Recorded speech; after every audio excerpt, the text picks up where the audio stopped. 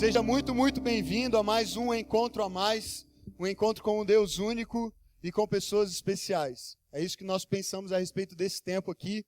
Você não vem para cá para mais um evento ou porque você não tinha nada melhor para fazer no sábado à noite, mas porque você quer ter um encontro com Deus e um encontro com pessoas também.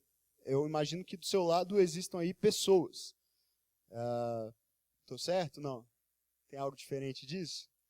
E são pessoas especiais. A gente sempre fala isso, não é porque nós acreditamos que sejamos melhores do que outras pessoas que estão em outros lugares, mas são especiais porque são as pessoas que Deus escolheu para que estivessem aqui ao seu lado hoje. E por isso são especiais. Você pode conhecer depois pessoas novas, você pode trocar ideias ali fora, ter um tempo de conversa. E a gente está muito, muito feliz de ter você, especialmente se você vem hoje aqui pela primeira vez. E se você vem hoje pela primeira vez, você está vindo num dia muito bom para vir pela primeira vez, porque geralmente aqui aos sábados nós conversamos a respeito de temas durante várias semanas, um mesmo tema durante várias semanas, às vezes 3, 4, às vezes, em alguns casos específicos, até 5 semanas sobre um mesmo tema. Séries assim de mensagens. E nós fazemos isso por um motivo muito simples. Fazemos isso porque entendemos que é uma maneira de você fixar um pouco mais o conteúdo que nós queremos passar para você a respeito daquele tema. Você tem a oportunidade de refletir sobre aquilo durante várias semanas. Durante a semana, no seu pequeno grupo, você conversa também a respeito daquilo, discute, tem a chance de tirar suas dúvidas, de fazer perguntas, de discordar de tudo que eu falei aqui no sábado. Pode ficar bem à vontade, esse é um ambiente para isso, o seu pequeno grupo. Aqui não, ok? Aqui o que eu falar você escuta, depois você me procura ali fora e discorda, brincadeira. Mas nós estamos muito felizes de ter você aqui hoje, porque hoje nós não teremos uma mensagem na sequência de uma série. Hoje temos um tema avulso, uma mensagem avulsa. Terminamos na semana passada uma série de 3 semanas e na próxima semana começamos uma nova série, uma série chamada Viver em PG. E nós vamos falar sobre o nosso estilo de vida, que é viver em pequenos grupos, que é compartilhar a nossa vida com outras pessoas, porque acreditamos que compartilhar a vida é viver melhor. Então você precisa estar aqui sábado que vem. Eu tenho certeza que você vai se surpreender com o que vai acontecer aqui sábado que vem. Eu não posso dizer o que é, mas eu tenho certeza que vai ser muito massa e você vai gostar, vai curtir, vai querer voltar, ok? E nessa mensagem avulsa, nessa conversa de hoje, eu pensei em conversar um pouco com vocês a respeito de algo que para mim mexe muito comigo, que é muito importante para a minha vida e que me constrange até, de certa forma, falar a respeito disso. Talvez você se incomode um pouco também. Hoje à tarde eu estava com alguns amigos e um deles ele não frequenta esse lugar, esse ambiente, e eu convidei para ele vir aqui. Ele já tinha um outro compromisso. E aí eu falei, poxa, tal. Aí ele perguntou sobre o que seria. Eu falei rapidamente qual seria o tema da mensagem. Ele falou, essa era para mim. Eu precisava ouvir a respeito disso. E provavelmente é o seu caso também. Se você é um pouco parecido comigo, provavelmente esse é o seu caso. Nós vamos falar a respeito de uma tendência que nós temos, a maioria de nós pelo menos, de para depois. Quem aqui se identifica com isso? Pesquisinha rápida aqui, ó. Você tem a mania de deixar coisas para depois? Na geração dos nossos pais, e talvez até em gerações anteriores, havia um ditado. Aliás, havia vários ditados, mas especificamente um ditado. Não deixe para amanhã o que você pode fazer hoje. Agora, na nossa geração, vê se você concorda comigo, a gente mudou um pouquinho esse ditado e transformou ele em não faça hoje o que você pode fazer amanhã, né? Para que a pressa? Relaxa, velho. Pega leve, cansado, vamos devagar. Para que isso? Para que essa pressa toda? Não é verdade? Você não percebe um pouco essa tendência? Eu percebo. Na minha vida, pelo menos, uma tendência de procrastinar. É um nome feio, é uma expressão feia, mas que significa exatamente isso. Deixar para depois, empurrar com a barriga, enrolar, adiar. Não ser diligente, comprometido em resolver logo o que precisa ser resolvido. Deixar para depois. Afinal de contas, nós fazemos tantas coisas já, não é mesmo? Nós temos uma vida tão corrida, nós temos tantas ocupações, tantos compromissos, tantas responsabilidades. E quando a gente pensa em ter mais uma atividade, mais uma tarefa, mais um desafio, mais um assunto para tratar, mais uma questão para ser resolvida, já bate um cansaço prévio. a gente fica cansado antes de fazer alguma coisa. A gente já pensa, caramba, isso vai dar muito trabalho, isso vai me tomar muito tempo, isso vai acabar com o meu tempo livre, isso vai tomar o meu sábado, o meu domingo, as minhas noites durante a semana, e a gente já fala assim, não, eu até quero, eu até tenho vontade, eu acho até que eu preciso fazer isso, mas eu vou deixar para depois, para um outro momento. Agora não é a hora, essa não é a melhor fase, eu estou muito ocupado, eu estou estudando, eu estou trabalhando, eu tenho vários compromissos já. Então eu vou deixar isso para depois. Depois eu lido com isso, depois eu trato isso. Talvez você se identifique com isso de uma maneira diferente da minha. Eu, por exemplo, nesse ano, eu tomei, acho que pelo menos pelo 5º ano consecutivo, a decisão de praticar um esporte ou de entrar numa academia. Nós estamos em que mês? Junho? Vamos mudar de assunto. Eu já adiei pelo menos 3 vezes essa decisão esse ano. Primeiro eu falei assim, depois do Alto de Páscoa. Quem faz isso aqui na igreja? Tem um monte de gente que é voluntário do Alto de Páscoa. Quem é que só começa o ano depois do Alto de Páscoa? Tem uma galera, né? Porque antes do Alto de Páscoa não dá para fazer nada. Tem ensaio, tem não sei o que e tal. Então eu fiz a mesma coisa. Depois do Alto de Páscoa eu começo a academia. Só que depois do Alto de Páscoa, nossa igreja inventou um negócio chamado Fábrica, que por acaso eu me envolvi assim um pouco, e aí eu falei assim, não, depois do Fábrica, uma conferência que nós organizamos, que deu algum trabalho também. E aí, ok, depois do Fábrica. Só que aí passou o Fábrica e já estamos em maio e eu não tinha começado ainda. Não, calma, depois do Fábrica a gente estava em maio, calma, pessoal. Não estou tão mal assim, eu sei que em mês do ano a gente está, pelo menos isso. E aí depois do Fábrica eu falei, não, agora vamos e tal, mas aí eu lembrei que eu ia viajar no final de junho e eu falei, mas se eu entrar agora eu vou ter que trancar daqui a 1 mês e meio. E aí 1 mês e meio, né? Não era tipo amanhã, né? 1 mês e meio. Ok, então vamos adiar por mais 2, 3 meses e tudo bem. E agora eu estou nessa meta de quando voltar de viagem em julho, começar novamente a academia. Meu bem, a gente vai, não vai?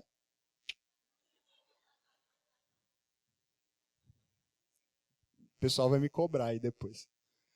Mas talvez você se identifique com isso de uma outra maneira. Por exemplo, você pode já ter pensado em entrar para um pequeno grupo, se você ainda não tem um. E aí, de alguma maneira, você pensou, mas, bom, é mais uma noite na minha semana em que eu vou me ocupar e eu estou estudando, eu estou numa fase complicada, eu já tenho outros compromissos, tenho até ministérios na igreja, eu não tenho condição de assumir mais esse compromisso. Talvez na sua vida de oração e de leitura da Bíblia, esse seja um problema. Talvez você tenha a disposição, a vontade, você faz um compromisso, vem para um culto e sai empolgado e fala, a partir de hoje eu vou ler a Bíblia todos os dias, eu vou orar todos os dias, eu vou conhecer mais a Deus, vou buscar mais a Deus. E aí você no primeiro dia faz, no segundo dia faz, e aí no terceiro dia você está muito cansado. E aí foi aquele dia assim que você trabalhou como nunca, estudou como nunca, tudo deu errado como nunca. E aí, como sempre, talvez você diga, amanhã eu retomo. Só que esse amanhã fica para amanhã, e para depois de amanhã, e para depois, e talvez esse amanhã já está demorando muito para chegar na sua vida. Talvez seja um compromisso até mesmo que não diga tanto respeito ao seu relacionamento direto com Deus. Talvez você quer passar num concurso público, e você sabe que você precisa estudar de uma forma mais dedicada, mais estruturada, e você está adiando isso também, adiando, dizendo, não, mês que vem eu entro no cursinho. Não, agora não adianta, porque não tem nenhum concurso bom previsto, eu vou esperar o semestre que vem, e aí vai entrar uma turma nova, eu começo e tal. Bom, eu não sei exatamente em que área da sua vida talvez você se identifique com isso, mas o fato é que todos nós temos uma tendência de alguma maneira, de alguma forma, em alguma área, deixar para depois. Agora, sabe de uma coisa? Às vezes nós lidamos com o nosso relacionamento com Deus e com a vida cristã sob essa perspectiva. Nós imaginamos que viver com Deus, andar com Jesus, servir a Deus, é como se fosse assim uma bela, tranquila, suave e contemplativa caminhada na beira de um belo lago. E aí nós estamos com aquela cena de filme assim caminhando e uma linda música tocando ao fundo, e nós estamos pensando, eu amo Jesus, eu amo Deus, e eu conheço a Deus, e a minha vida é assim, e eu vou para a igreja, e é maravilhoso, eu tenho amigos, e aí Deus fala comigo às vezes, e é maravilhoso, é uma coisa maravilhosa. E nós vamos vivendo a nossa vida assim com Deus, como se a gente estivesse esperando alguma coisa acontecer, e deixando a vida levar, e deixando as coisas irem, fluírem assim, como se nós não tivéssemos uma responsabilidade de fazer as coisas andarem num certo ritmo. Eu quero convidar você nessa noite a refletir justamente a respeito disso, olhando para um texto que nós não sabemos exatamente quem escreveu, porque está numa carta chamada Carta aos Hebreus, uma carta cuja autoria é incerta. Há quem diga que foi Paulo que escreveu, há quem diga que foi Apolo, um outro líder da igreja dos primeiros dias.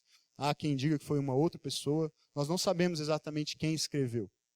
Mas o fato é que é uma carta com um foco. Uma carta voltada para uma igreja que estava envelhecendo.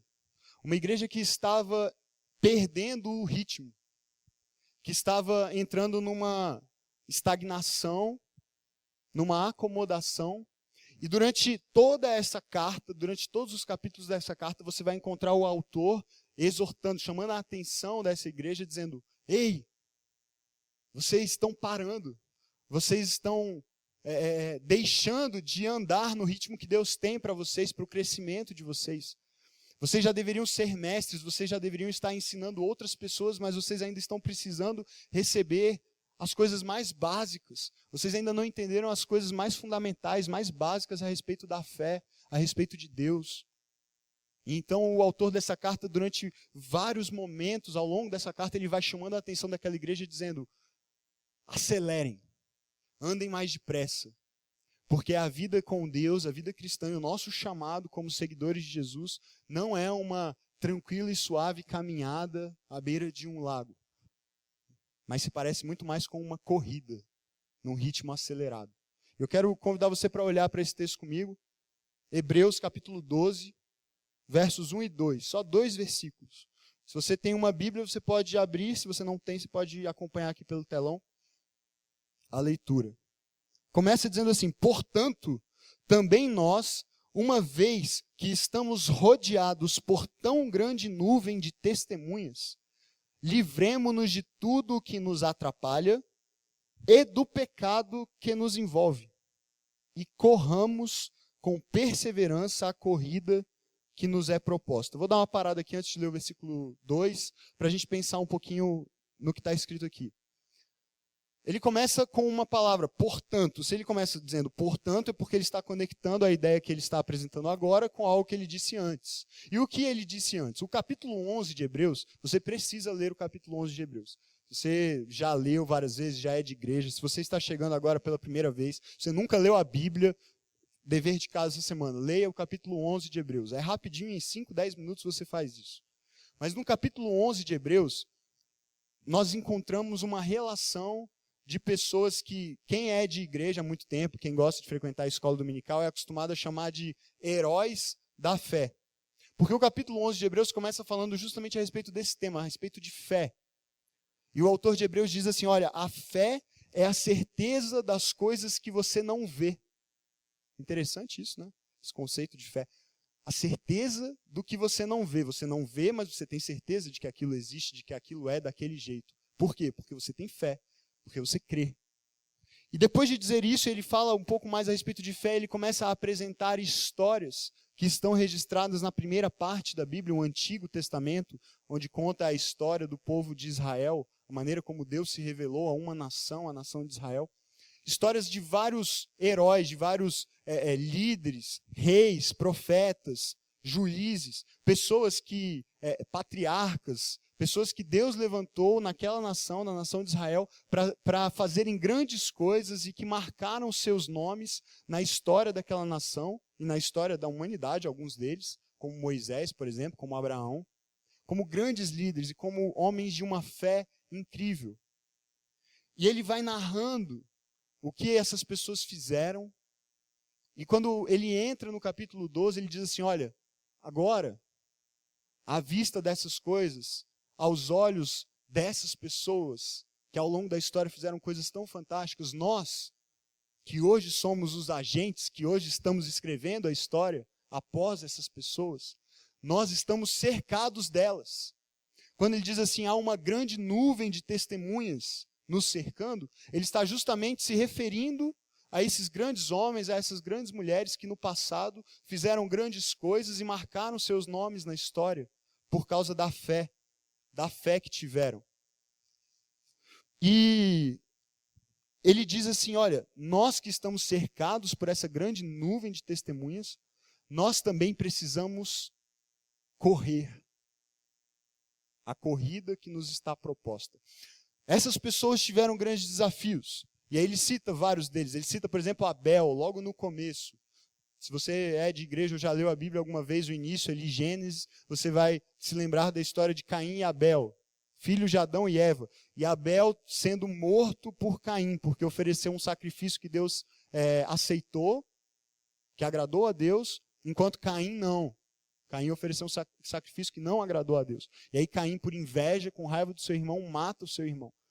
E aí ele diz assim, Abel, pela fé, ofereceu um sacrifício que agradou a Deus.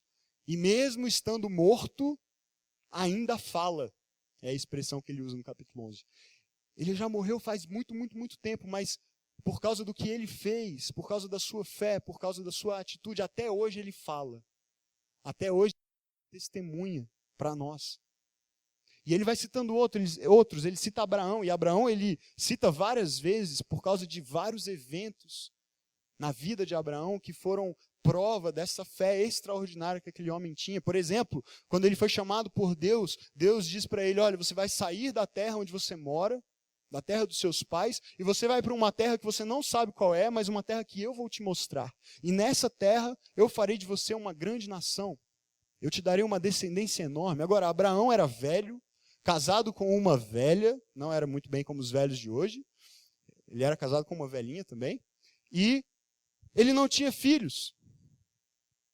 E Deus chama ele e fala, olha, você vai para um lugar que você não sabe qual é, e você vai ter uma grande descendência nesse lugar.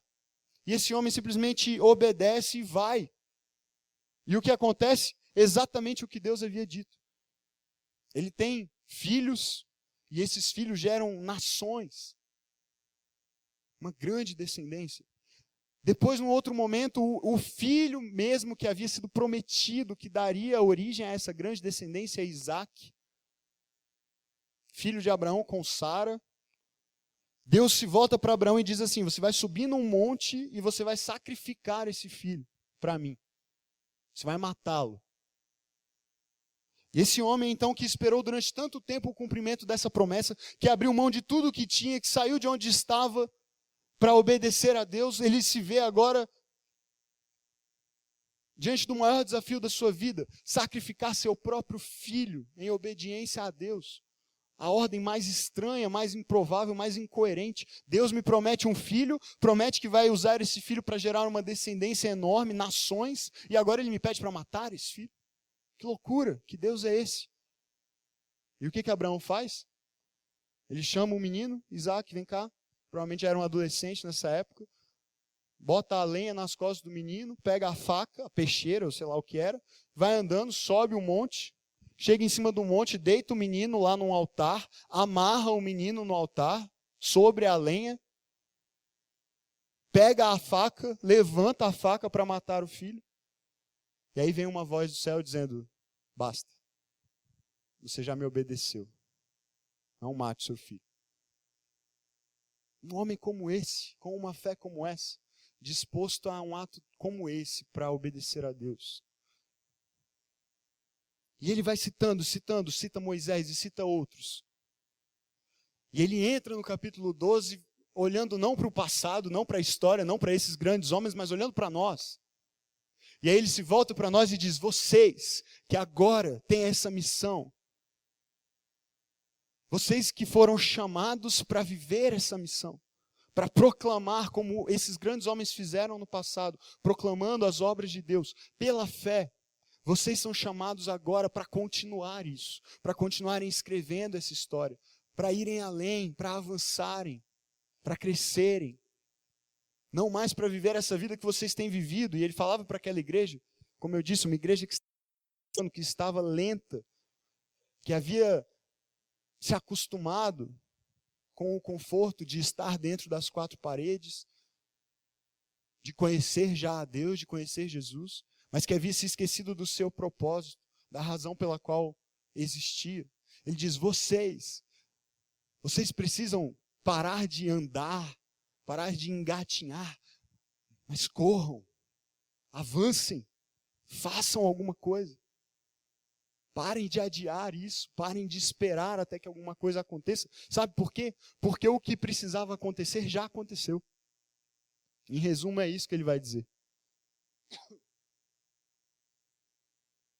O capítulo 11, depois de falar dessa história, desses grandes heróis da fé, termina de uma maneira surpreendente.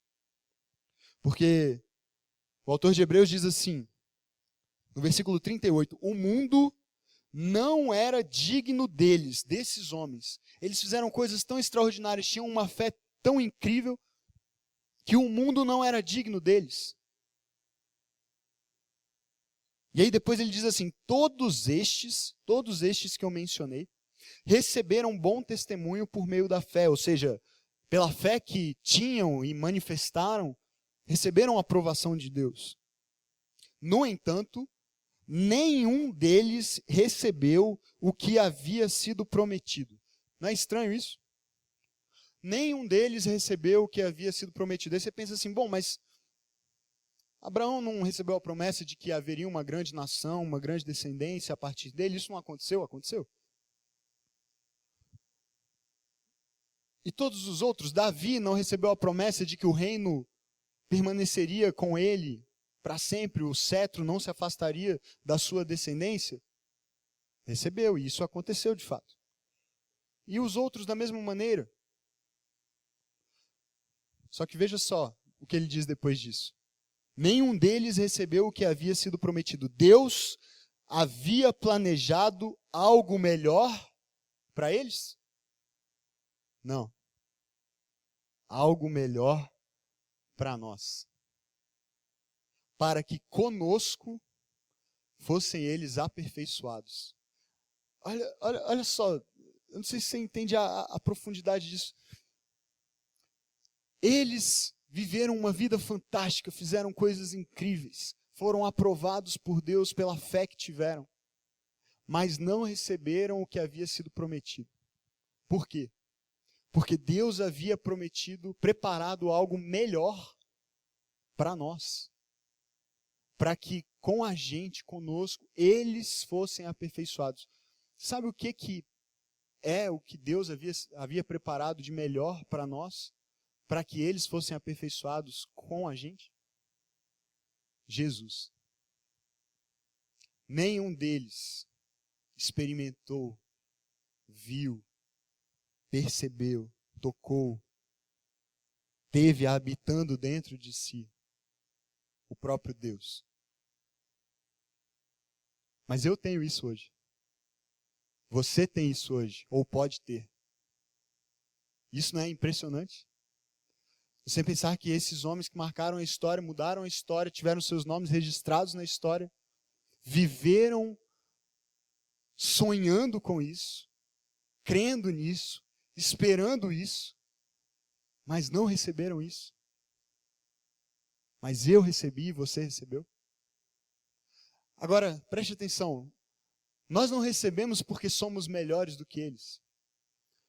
Deus não nos deu isso, nos permitiu viver este tempo na história, porque nós somos melhores ou maiores do que os que nos antecederam, do que aqueles que viveram antes da vinda de Jesus ao mundo.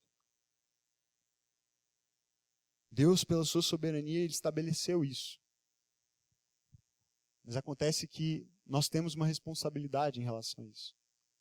Se aqueles homens, por causa da fé que tinham, de que um dia viria o Redentor, viria o Salvador, viria aquele por quem esperavam, aquele em quem criam, aquele a quem amavam mesmo sem conhecer, se eles viveram a vida que viveram, se eles fizeram o que fizeram, se mudaram esse mundo da maneira como mudaram, qual é a nossa parte nisso? Nós que temos Jesus em nós, por meio do seu Espírito, o que é que nós podemos fazer?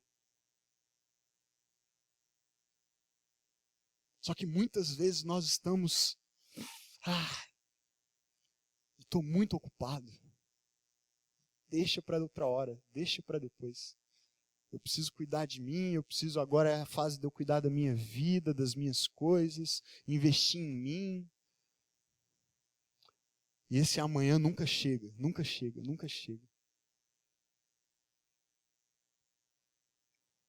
E o texto de Hebreus 12 começa dizendo assim: lembre-se, vocês estão cercados por uma grande nuvem de testemunhas. E a imagem que eu tenho quando ele diz isso, e depois diz, por causa disso, corram a corrida que foi preparada para vocês, a imagem que eu tenho é como se num grande estádio, talvez nas Olimpíadas, hein, Bernardo?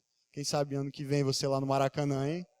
Cara, se tu for lá, velho, eu vou dar um jeito, nem que eu invada lá, mas eu vou lá, velho. Eu vou te assistir, não quero nem saber. Se rolar de desfilar contigo com a bandeirinha assim, melhor ainda.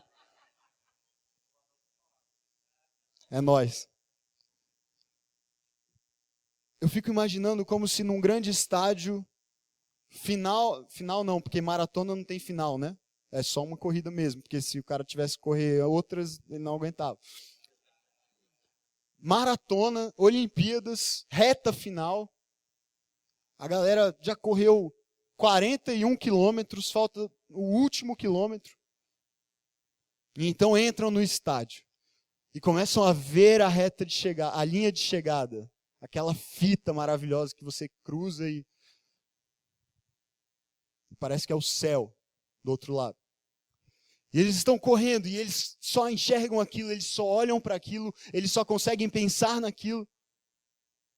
Mas a energia já está acabando, as pernas já não... Eu pensei em música baiana, que coisa, né? As pernas desobedecem. Desculpa, pessoal. As pernas desobedecem, eles estão lá já, tipo, tentando, correndo, se arrastando mais do que correndo. Mas olham para aquilo, querem aquilo, desejam aquilo. Só que eles olham ao redor e tem uma multidão no estádio gritando, batendo palma, em pé, olhando para eles e falando: vai, vai, não para agora, não desista agora, está chegando, falta muito pouco. Você é capaz, você consegue, vai até o fim, cruza essa linha, porque há uma recompensa te esperando do outro lado, há um prêmio preparado para você, então não desista agora. É essa a imagem que eu tenho quando eu leio isso.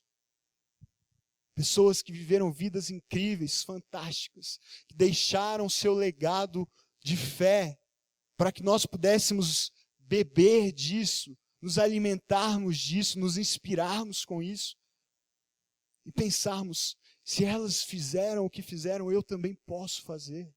Porque o mesmo Deus que agiu no passado, age hoje na minha vida, e mais, Ele me deu Jesus. Ele me revelou quem Ele é da maneira mais clara, mais evidente, mais perfeita que poderia existir, porque Ele veio até nós. Ele se mostrou. E Ele não foi embora e nos abandonou, mas Ele voltou para o céu e disse: eu não vou deixar vocês sozinhos. Eu estarei com vocês sempre. Mais do que isso, eu vou enviar o meu Espírito para morar dentro de vocês. E esse meu Espírito vai capacitar vocês, vai consolar vocês no momento de tristeza, vai guiar vocês quando vocês não souberem o caminho, vai fortalecer vocês e vai capacitar vocês para fazerem, inclusive, coisas maiores do que eu fiz. Foi Jesus que disse isso. Então o autor de Hebreus diz: corram com perseverança a corrida que nos é proposta. De que maneira?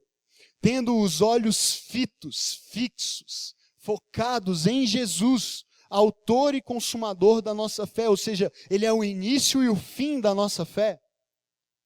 Ele é o consumador, porque um dia não haverá mais fé. No dia em que nós estivermos face a face com Ele, no dia em que nós estivermos ao lado dEle, para que fé? Se a fé é a certeza das coisas que nós não vemos, no dia em que o virmos, acabou fé. Não precisa mais de fé. Você está vendo, você está ao lado dele. O tempo de crer é hoje. A hora de ter fé é hoje. A hora de colocar a sua fé em prática é agora. Porque lá não precisa de fé. É por isso que Paulo diz lá em 1 Coríntios 13, fé, esperança e amor. As 3 maiores virtudes, mas destes 3, o maior é o amor, porque fé e esperança um dia não existirão mais. Não haverá mais o que esperar e não haverá mais em que crer. Porque o objeto, o alvo da nossa fé estará diante de nós. Você não vai precisar mais de fé. Sua fé só vai te levar até lá, mas lá só existirá amor.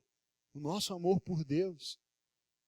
Então ele diz: tenha os olhos fixados em Jesus, Ele é o autor e consumador da nossa fé. Ele, pela alegria que lhe fora proposta, suportou a cruz, desprezando a vergonha, e assentou-se à direita do trono de Deus. O que ele está dizendo é assim, ó, na sua linha de chegada, quando você olha para lá, quem está lá é Jesus. Porque ele já terminou a corrida. Ele já cruzou a linha, ele foi obediente até o fim. Ele correu. Ele não desperdiçou a sua vida. Você já pensou se Jesus tivesse dito: ah, não, deixa para depois. O cara traz aqui um ceguinho: Jesus, cura o cego. Não estou afim hoje, deixa para amanhã, estou ocupado. Jesus, tem um rapaz aqui que não consegue andar, está aqui há muitos anos nessa situação. Então, deixa para outra hora, eu não tenho tempo. Jesus, ressuscita aqui o fulano que morreu, você pode dar uma força? Outra hora, talvez outro dia. Teve até uma vez que ele quase fez isso com Lázaro. Ele demorou tanto que o pessoal achou que tinha rolado isso. Jesus não estava afim de ressuscitar hoje, pá, deixa Lázaro morto. Ele apareceu depois e ressuscitou. Agora imagina se Jesus tivesse assumido essa postura e dito: deixa para outra hora. Cruz, morrer, ser humilhado, ser desprezado. Não. Estou afim não, deixa para outra hora, deixa para outra pessoa. Tenho coisa melhor para fazer na minha vida. Sou Deus, filho do rei. Não vou mexer com isso não. Mas ele falou o seguinte: olha, o Pai preparou uma corrida para mim. Sabe o que eu vou fazer com a minha vida? Eu vou dedicar a minha vida inteira para correr essa corrida e eu vou até o fim. Eu sei que o fim é a cruz. Eu sei que o fim é a morte. Mas eu vou até o fim. E ele foi. Só que depois da linha de chegada, não tinha só morte esperando ele, não. Tinha vida. Tinha ressurreição. Porque o texto diz: por causa da alegria que fora proposta para ele. Alegria? Você olha para essa proposta de vida e vê alegria? Que alegria! Ele veio, nasceu numa manjedoura, pobre, humilde, não tinha lugar para ele na cidade. Vive uma vida simples.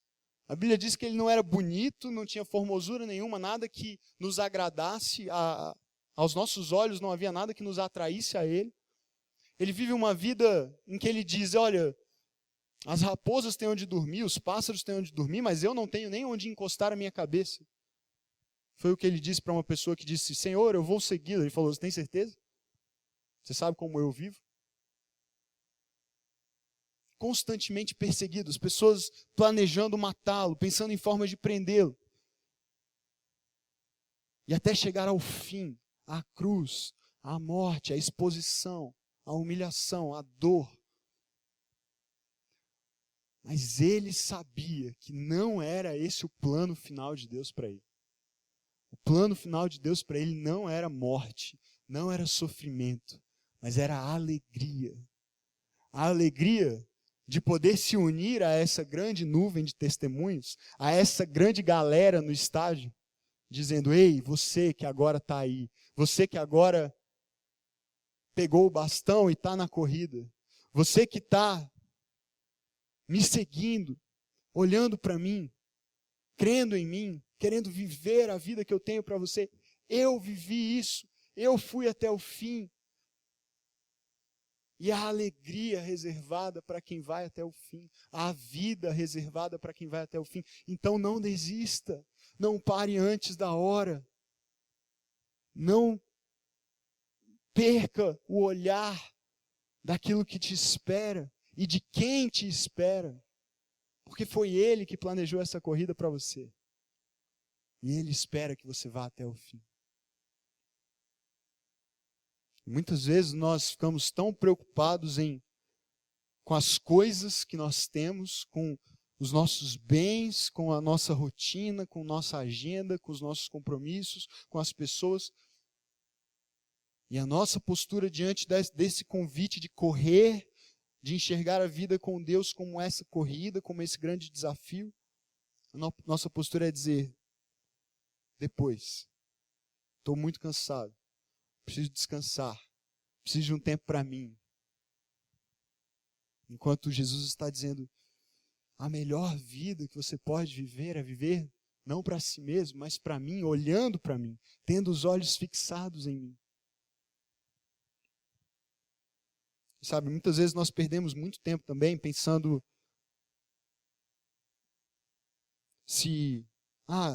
mas se eu fizer isso, isso está certo, se eu fizer isso, está errado, pensando nas nossas escolhas.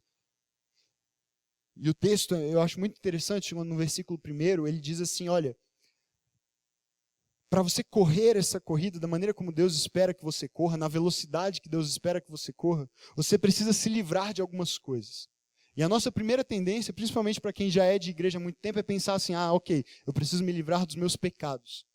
Porque são os meus pecados que me atrapalham de viver a vontade de Deus, de andar no caminho de Deus, são os meus pecados que me afastam de Deus. Mas veja que interessante, ele diz assim, livremo-nos de tudo o que nos atrapalha e do pecado que nos envolve.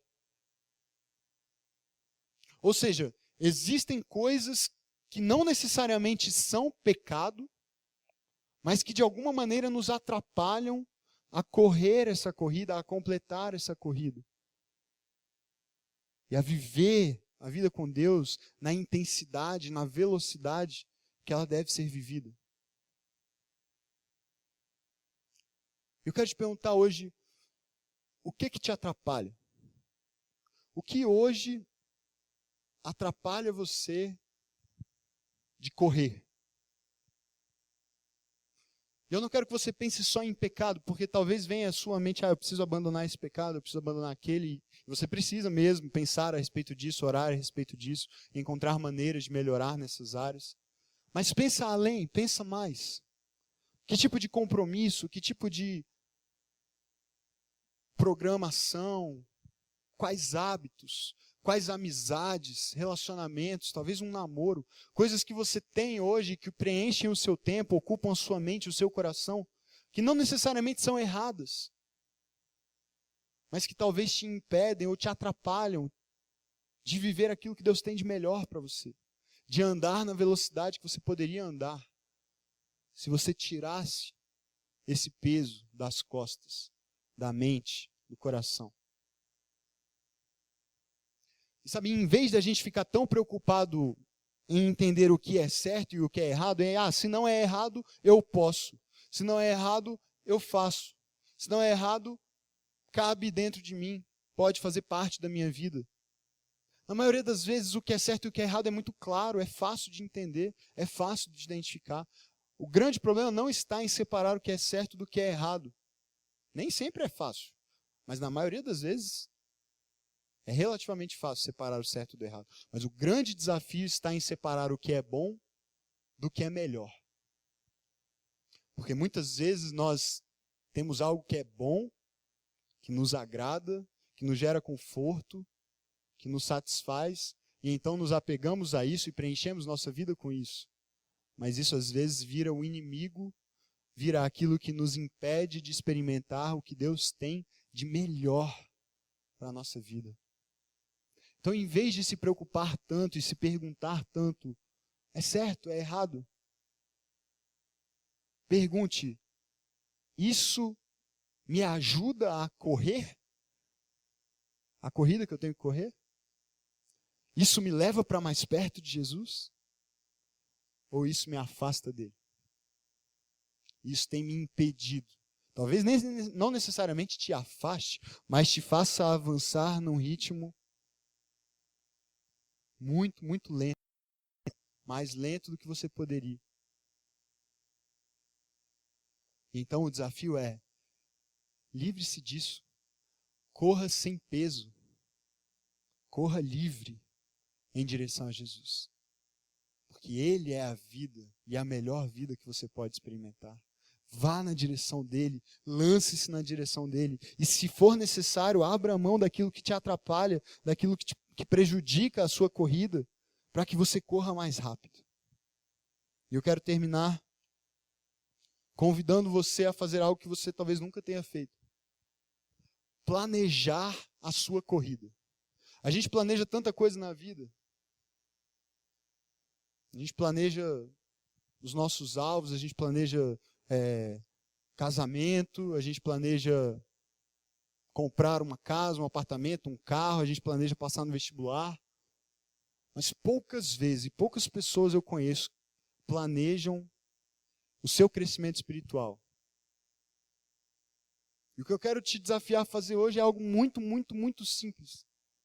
Talvez você saia daqui dizendo, mas foi para isso que eu vim aqui, para ouvir isso.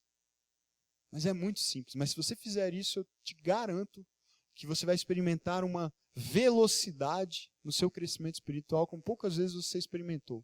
Ou como talvez você nunca tenha experimentado. Planeje a sua corrida. Planeje de que maneira você vai correr em direção a Jesus. Na velocidade que Ele espera que você corra. Estabeleça um propósito, estabeleça um alvo, metas.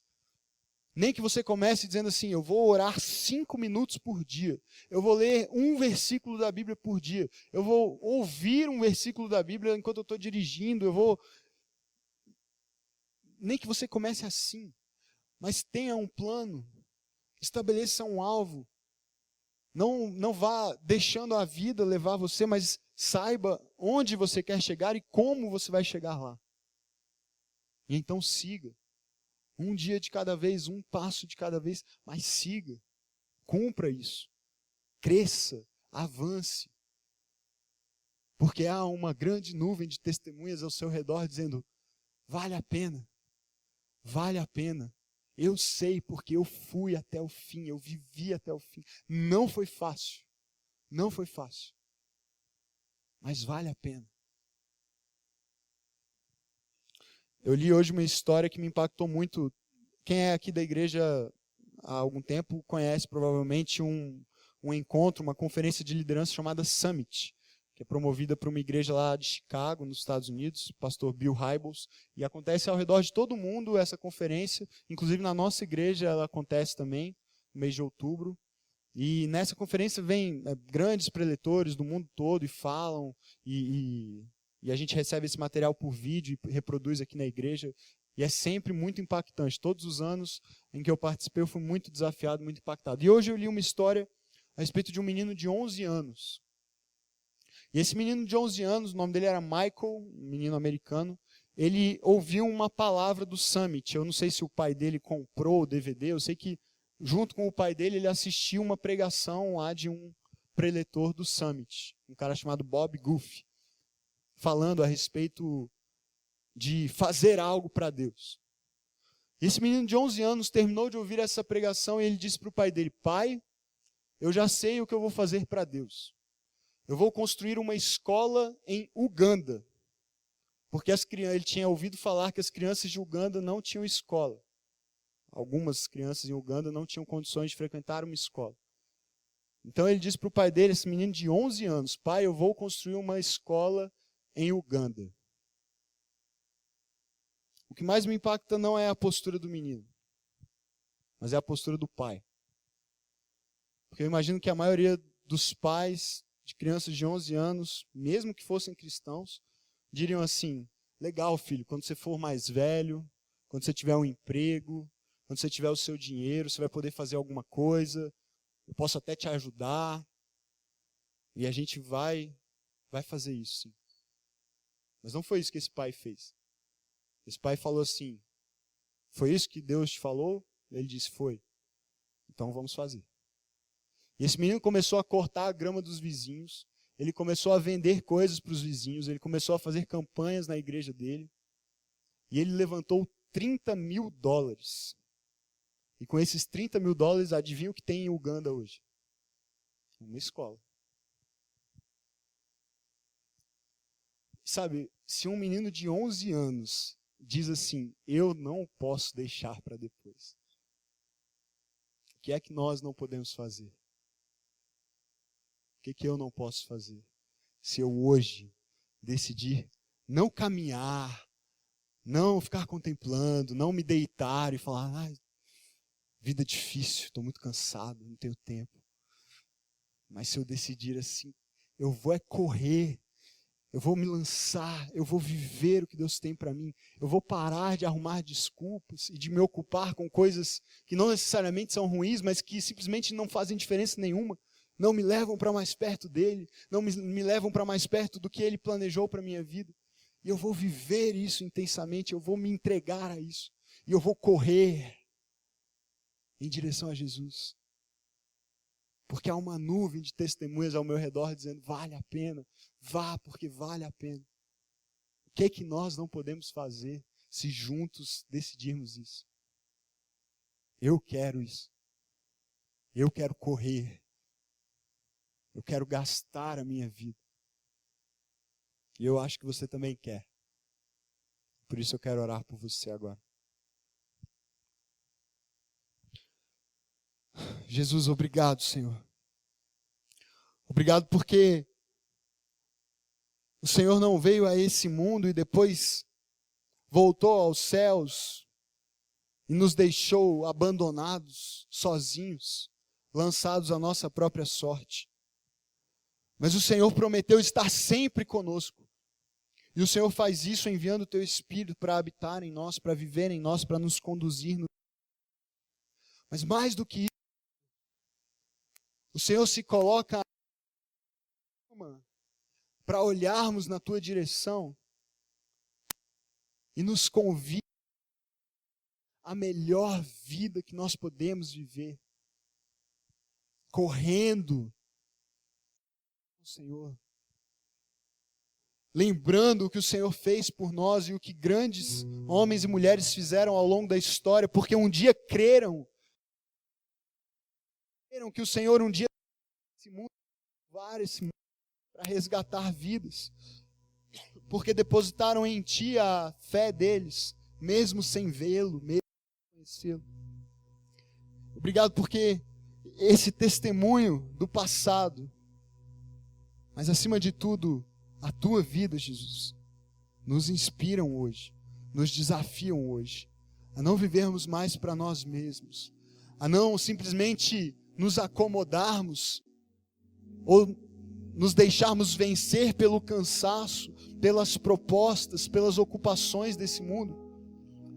Mas o Senhor nos convida a encontrar sentido, significado, direção, e não apenas caminharmos em direção a isso, mas nos lançarmos para correr em direção ao Senhor e viver tudo que Tu tens para nós hoje, plenamente, intensamente, a melhor vida que nós podemos viver. E obrigado porque cada um que veio aqui hoje, cada jovem que decidiu estar aqui hoje, vem por causa de uma disposição do coração, de não viver para si mesmo, mas para vir aqui e ter um encontro transformador com Jesus. Talvez alguns tenham vindo hoje, Senhor, sem essa expectativa.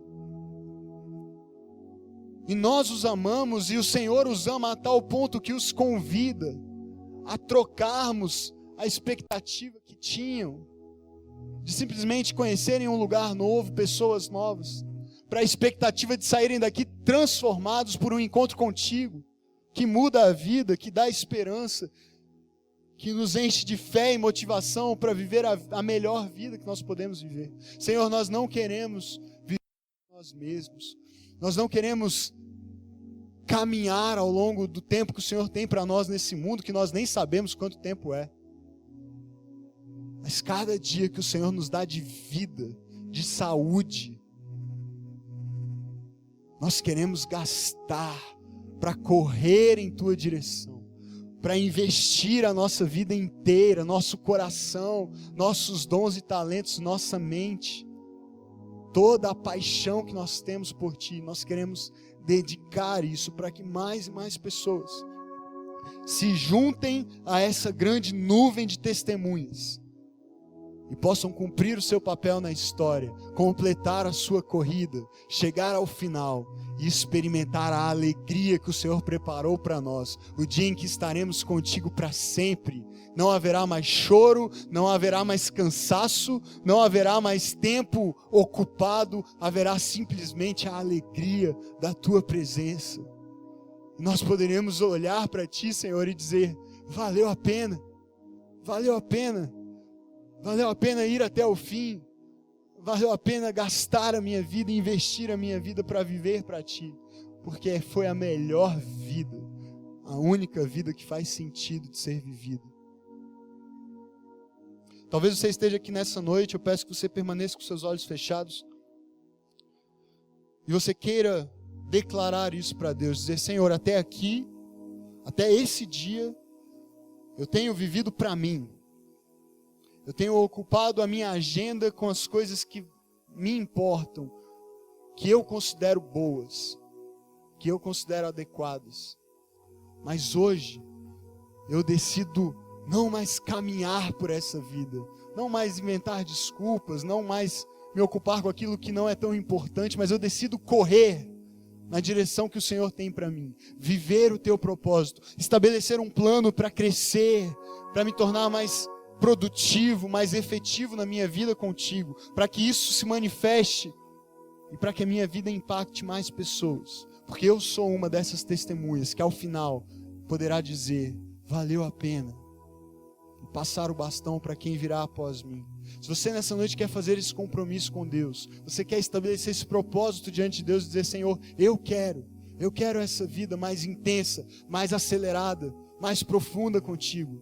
Eu quero que a minha vida faça diferença, eu quero completar a minha corrida. Levante uma de suas mãos só para que eu possa te ver e orar por você.